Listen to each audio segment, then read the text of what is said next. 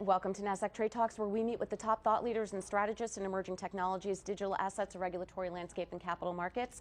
I'm your host, Jill Malandrino, and joining me on the desk at the NASDAQ market site is Michael Normile, U.S. economist at NASDAQ, Chris Dearborn, managing director on the NASDAQ Market Intelligence Desk, Steve Sosnick, chief strategist at Interactive Brokers, and Chris Englebert, founding partner and CIO of Englebert Investment Advisers. We are here to discuss how sustainable near-term buying momentum is heading into 2025, given elevated expectations and valuations. It is great to actually have the band back together, same exact band yes. that we had in September. And what a different conversation, Steve. I mean, the election was over, discernible result, concession happened, started to hear about some potential policy strategies, and the market appears to like it.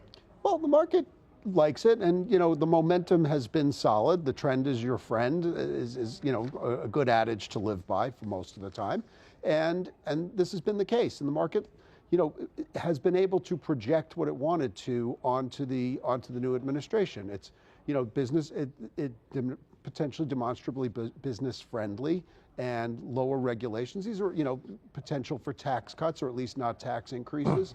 These are the things that investors want to hear. We have a honeymoon period until inauguration, because all the stuff that investors might not want to hear can't happen till then. Tariffs, you can't do an executive order until you're the chief executive. Some of the other stuff that might be a little less market friendly, at least in the short term, we'll have to wait. So right now we're in a market where momentum has been the number one factor driving prices. The market can keep doing what it's doing, at least for now. We'll talk about the for later. Yeah. Later. But Chris, you have to ask yourself, when it comes to valuations, until these policies and reforms and a decision on tariffs and taxes come into play, it's got to be tough judging your forecast for 2025. Yeah, I mean, we're seeing FOMO, fear of missing out. Like last time I saw this as a seasoned advisor was 1999. I mean, I hate to bring up shades of 1999, but you had this huge pent-up demand before the election. The election happens, and now investors are saying, okay, I want to be long everything.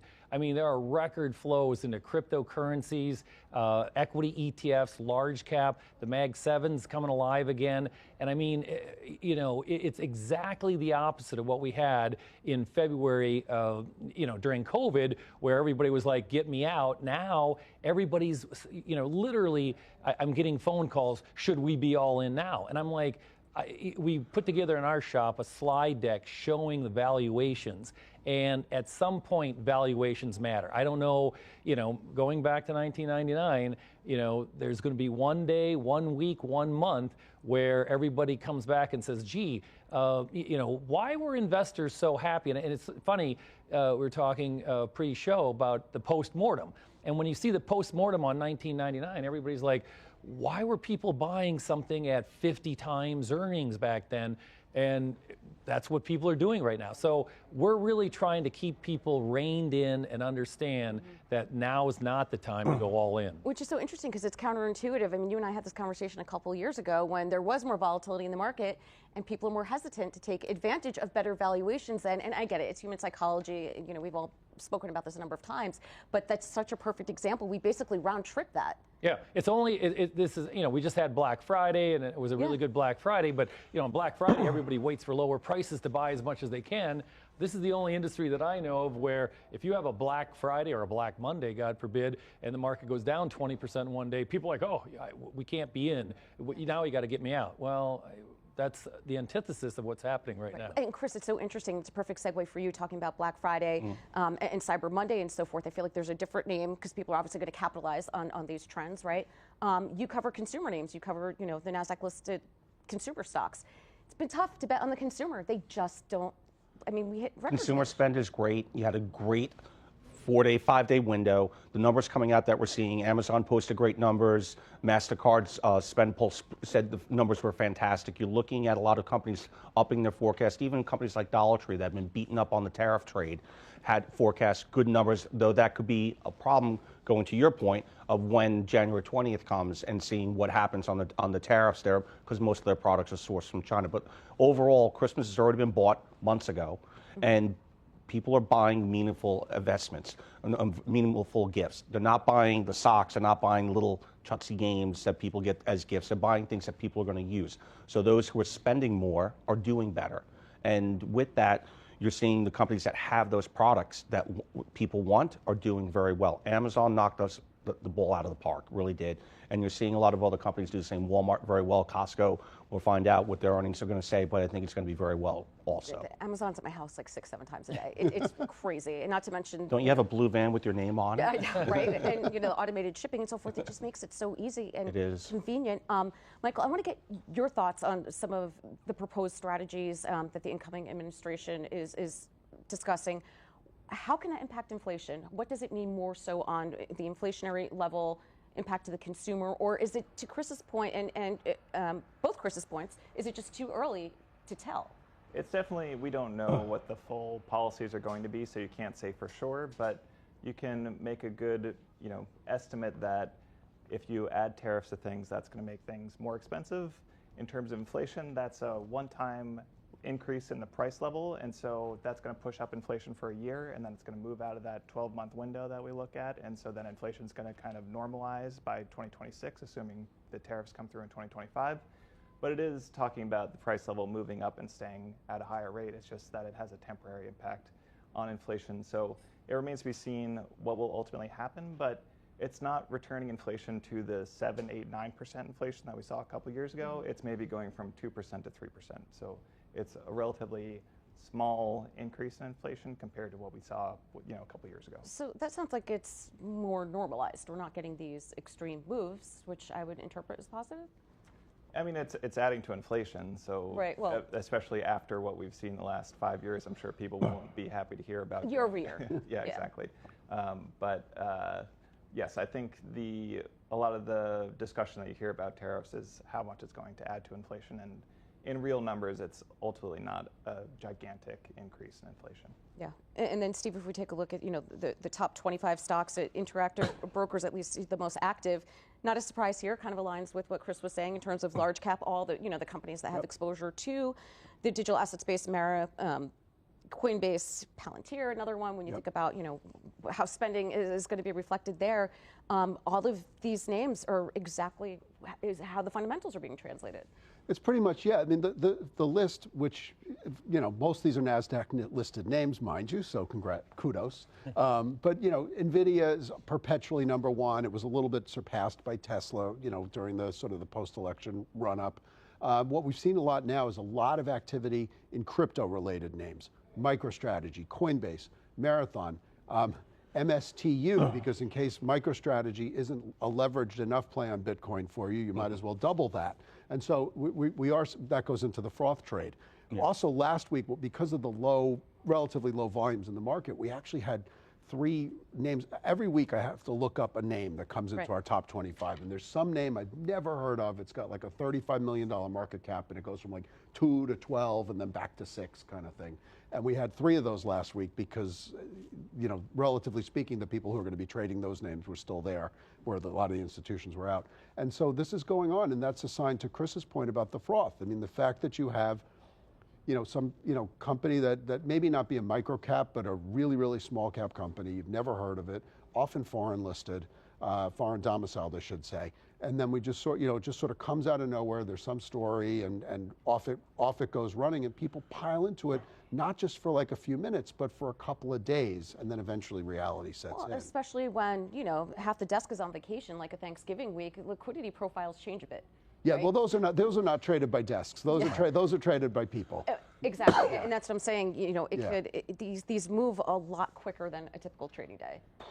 Yeah, I mean, there was one today that I noted went from 4 to 12 and then back to 4 to 10 to 4. Or something but most of those companies are microcap names. They don't have an institutional base. Really minimal shareholders, minimal price, usually starting somewhere below 2, if not lower than that. Potentially a higher short interest, and a very low float. And it's generally a meme name where it gets caught on social media that the froth kind of picks up on that. Those happen every day. Well, that's what I'm talking about from a danger standpoint. I mean, the retail investor is getting set up at this particular point in time. Now, a lot of the desks are closed. The hedge fund guys are up this year. So they're going to make their 2 and 20. They beat the S&P 500. They're not shorting anything until January or the new year. But you have people chasing this money. And one of the problems I'm really having right now is everybody's like, get rich schemes. I got an email yesterday from a client, 3 or 5 crypto names that are going to go from $300 to $3 million if you put money into them. And people don't realize how quickly you can lose that money. So the first rule of investing clients' money is don't lose money for them. The second rule is look at rule number 1 again. Right. Yeah, we go through this every 10, 15 years where there's some sort of over leverage in the system where we have to recalibrate our thinking in terms of, am I a short-term day trader who's highly experienced, or am I a longer-term investor? We've spoken about this countless times. Chris, by the way, 7 years for the show, right? Wow. One of our first guests. Wow. So I know the way that you think. What if you got out during COVID? What if you didn't stick through it in 2021, 2022? You can't time the market. So if you're longer-term investors, like for clients that you manage, you shouldn't be worrying about these things as much. Yeah, I mean, but there are periods of time, like when the froth hits in 1999, or what is very similar today, where you've got to take some money off the table. So one of the trades that's coming up that people aren't talking about is if you're a big institutional client right now and you've got money in equities, come the first of the year, you're going to be rebalancing, selling stocks, buying bonds to get back to your target. At that particular time, is that going to be the trigger? I don't know. But again, valuations at some point are going to matter. Yeah, well, it's interesting, Steve, too. We're hearing recommendations of 70% bond equities, 30% alternative investments. Yeah. That's a new class, and not necessarily towards the pensions or the institutional funds. High net worth individuals, retail, you can get slices of these investments. They operate a little bit differently than liquid names you may be used to.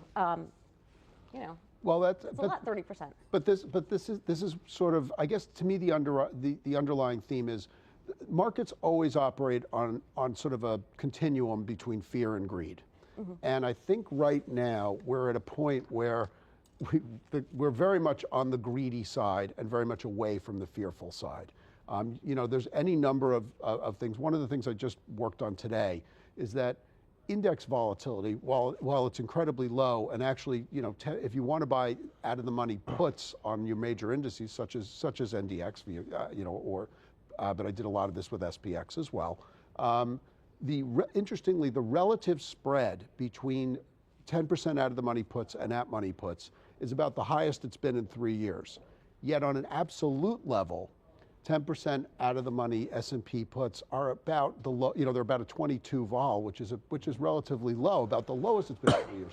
So you can look at it in 2 lenses, meaning that people are sort of saying, all right, I understand there's no volatility in the marketplace. I understand that there's no fear in the marketplace, but I'm going to buy that insurance now while it's cheap. Mm-hmm. Because they're definitely, the skew is quietly steepening. And this is why, I wrote about it in Barron's and shared it on our website as well, that, it's perhaps an opportune time, to maybe be a little fearful while others are greedy, or at least not be fearful, but you know what? You insure everything else of value that you own, and you actually hope the insurance doesn't pay off. Perhaps if you have a portfolio which has got some value to it, maybe you want to think about it in insurance terms. And I wrote about how those parameters. To that point, if you look at the charts, we all know all the indices, every indice made new highs in the last couple of weeks. Yeah. And if you look at the trajectory of all the indices, including like the Russell microcap, the Russell small caps, mid caps, doesn't matter. Everybody's acting well. The counter trade is got to be out there, and it's got to be, to your point, cheaper because you're getting run over. How many of these higher highs are being created because people have taken that counter trade and are getting run over? They're hitting their risk parameters and having to cover because of a 8%, 10%, 12% loss. But if you look at the charts, I like to look at relative strength for all the different charts, and they're all bouncing up post-election, north of 70, which is overbought condition. They've all pulled back, but if you look at the S&P, the NASDAQ, even the Dow, they're all between 67 and a 70 today, again. So there's still flows coming in, but the breadth is different. If you look at the breadth for the indexes, right? Just today, the NASDAQ is up another 0.75%, building on yesterday's gains. You can look over my shoulder, tell me what it is right now. But there were more companies that were negative on the day than positive. Same for the 100, same for the S&P. So, and the mid cap is about 50-50. So when you look at that, you're telling me that it's the same winners that keep pushing everybody up, the Nvidias and the other larger fish in those ponds. And this is where, Steve, you're thinking as an options strategist, and we covered something similar on Monday, noting that there's been some interesting volume around NASDAQ 100 callers on the index for that reason, and the way they constructed that trade, whereas when we were looking at trades around the S&P because of the diversification of the underlying stocks, that was a different strategy, but you can, the concentration risk in the NASDAQ 100, you could see why thinking about callers now, even though it's continuing to hit all-time highs, to Chris's point, as an option strategist, it seems prudent. Oh, it is prudent. And by the way, you actually really can get most of this done in the NDX complex, because realistically, the NDX and SPX correlate. I don't have the number in front of me. Call it 97. The R squared is like 97, 98. It's incredibly high. And NDX has greater volatility than SPX. And really, it's the same leadership. It's just a bit more concentrated in NDX. So you can do whatever you need to do. It's just sort of, the VIX mindset gets people in SPX.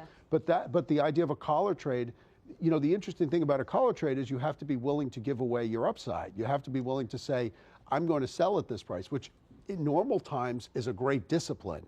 Fine, I'll be very happy to sell 7% up in 2 months or whatever it is. In this environment, you look like a sucker if you do it. And that's to Chris's point about the greed. Nobody wants to do that. But Chris is also saying skate to where the puck is going to be. Yeah, being from Minnesota, 10 above this morning. Thank God I don't live there anymore.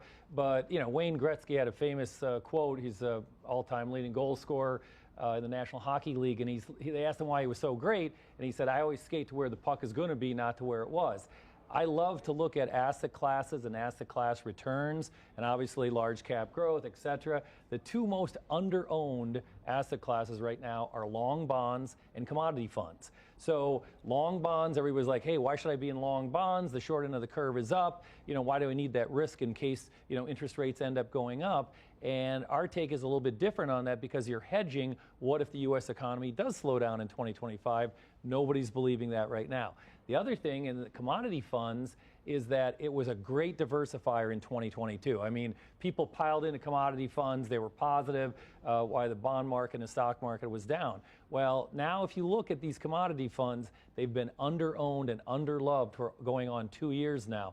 And again, you got to skate to where the puck is going to be, because in 2022, at the beginning of 2022, nobody was buying commodity funds, and all of a sudden you saw huge flows when they started to take off. We think that same trade's coming up in 2025, where people are disregarding what's happening with commodities and also long bonds. Commodities, though, they can play, they could be in that ping pong game, right? When it comes to headlines. And we did a piece on this yesterday with the senior commodity strategist at Invesco. The news about South Korea came out in the morning. That was on nobody's bingo card this week, right?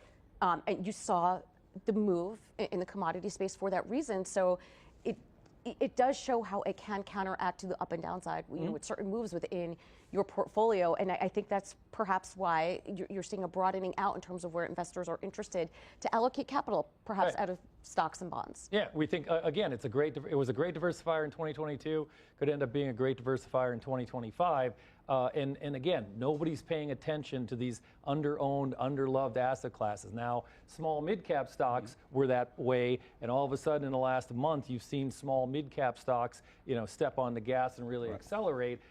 We still think that that's a trend going into 2025, but you have to skate to where the puck is going to be. You can't be chasing, and right now investors are chasing the same names over and over again. They're using Wayne Gretzky's other adages. You don't score on any of the shots you don't take. Correct. Well, I mean, those are both very good points. Michael, as you think about going into 2025 and where the puck could potentially be on a high level, what's your macro perspective? Well, I think the economy is going into 2025 with some nice momentum here. I think more or less you could describe the U.S. economy as a bit of a Goldilocks economy right now, not too hot, not too cold. We've seen some softening in the labor market, but not too much. Inflation's back right above the Fed's target at this point, and growth is on pace to hit close to 3% real GDP growth this year. So everything's looking pretty good going into next year. The latest labor market data we got this week from the JOLT shows that the quits rate ticked up, and that's a sign of people wanting to, feeling more confident about the labor market. the layoff rate ticked down. So we're in this period where hiring is relatively slow, but layoffs are also very low. So the labor market's kind of muddling along, but overall the economy's got some nice momentum going into 2025, and I don't see a near-term reason why that should change. All right, and Dearborn, last 30 seconds here, your view into 2025. It all depends on what Trump comes through with on his prediction. So everything that he campaigned on, and we know from the prior administration, is basically negotiation tactics. If you read his book, you know that and everything else. So we'll see if he follows through on the tariffs. If he does, that's going to have clear-cut winners like financials and energy, and clear-cut losers like anybody who's importing. If he comes through on the immigration issue, that could have impact to the labor market, which could be very negative to the market here as well. So it'd really wait and see until we get to that January 20th timeframe when he actually enacts in office. But really right now, you've got a very seasonably nice December. Hard to beat what we just went through in November, but still 2%, 3% is kind of where we've been historically. That could be very nice. I'll look to see what the unwinding happens in January with the portfolio balance. But I think equities are where you need to be right now. And then we'll start climbing the wall of worry to the first 100 days in office and how he performs. All right, guys, appreciate the insight as always. Thanks for joining us on Trade Talks. I'm Jill Malandrino, Global Markets Reporter at NASDAQ.